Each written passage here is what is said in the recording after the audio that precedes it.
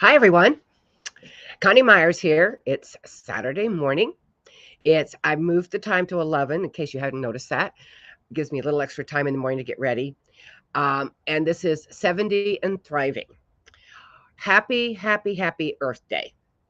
So I don't know how many of you know anything about Earth Day, but it was actually started on April 22nd in 1970. There was a book that came out called The Silent Spring, and it was like a watershed moment. It sold over 500,000 copies back then and in 24 countries, just raising awareness of the concern for living organisms, the environment, links between pollution and public health. Senator Gaylord Nelson, he was a junior senator from Wisconsin, called alarm after there was the incredible massive oil spill in Santa Barbara and what it destroyed, how it destroyed the ocean and the beaches and things around it. And he was inspired by the anti-war movement to want to create a movement of public awareness. He and a very conservative-minded Pete McCloskey, as a co-chair, started a movement. They hired a gentleman to be, his name was Dennis Hayes, who was a national activist, and they hired a staff of 85 people and started planning events on college campuses. They chose April 22nd because it was halfway between spring break and exams, because they wanted maximum participation. Today, there's going to be over 1 billion people across over 190 countries participating in Earth Day. I found this is the first part of a three-part series of Walter Cronkite talking about Earth Day. I'm going to bring that up here just a minute here. Let me hide this. And what he has to say. This planet is threatened with destruction, and we who live in it with death. The heavens reek, the waters below are foul, children die in infancy, and we and the world, which is our home, live on the brink of nuclear annihilation. We are in a crisis of survival. This is a CBS News special, Earth Day, a question of survival, with CBS News correspondent Walter Cronkite. Good evening. A unique day in American history is ending, a day set aside for a nationwide outpouring of mankind seeking its own survival. Earth Day, a day dedicated to enlisting all the citizens of a bountiful country in the common cause of saving life from the deadly byproducts of that bounty, the fouled skies, the filthy waters, the littered earth. As a demonstration, its success was mixed, beyond expectations here, far below there. No one now can know exactly how many took part. We do have an idea how many planned participation: student groups in 2,000 colleges and 10,000 lower schools, citizen groups in 2,000 communities. By one measurement, Earth Day failed. It did not unite. It did attract that broad cross-section of America its sponsors wanted, not quite. Its demonstrators were predominantly young, predominantly white, predominantly anti-Nixon. Often its protests appeared frivolous, its protesters curiously carefree. Yet the gravity of the message of Earth Day still came through. Act or die. We begin our report with Bruce Morton in Denver. Place for Purple Mountain's majesty. A place where on a clear day, the legend says, you could see forever. The clear days are fewer now, and instead of forever, the view often stops with haze. Next to Los Angeles, Denver has the best climate in the country for producing smog.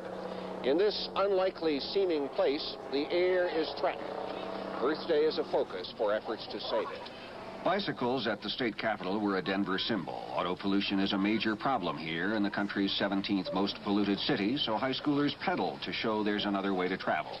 The altitude increases car engines' pollution output. It doesn't do a thing to bikes. Somebody in the cheerful, disorganized crowd said, let's clean up, and the several hundred young people did, scouring the Capitol grounds for litter. Cleanups like this went on in many parts of Denver today. Somebody got a wastebasket from the Capitol and said it must be the only one, but there were enough paper bags to go around. Then they left for the teach-in, bikers on bikes, but hundreds of others traveling on foot.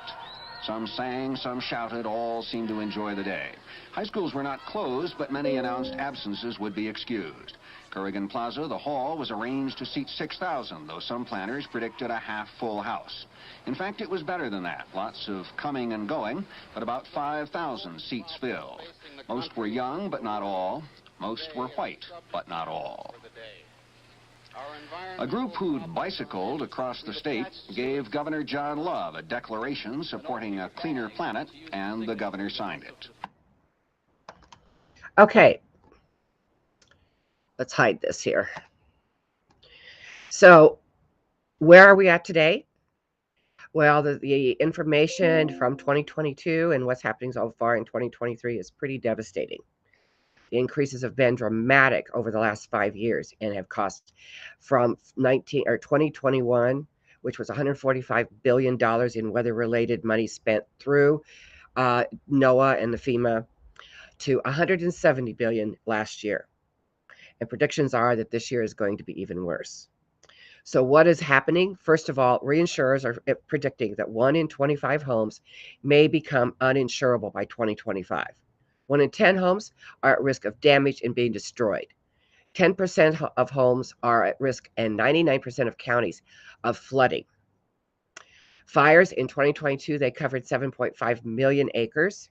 The drought was the worst it was in 1,200 years, with over 60% of the country affected. Tornadoes are on the rise in 2022. It was 1,329 confirmed tornadoes. Power outages have doubled and last 8 hours longer. And that's just the weather-related. Let's look at man-made. Mass shootings last year in 2022 were 647 incidents. That's a mass shooting is anything with 4 people or more, not counting the shooter being shot. 2021, they don't have the estimates now for 2022 yet. The estimated cost of COVID-19, $16 trillion.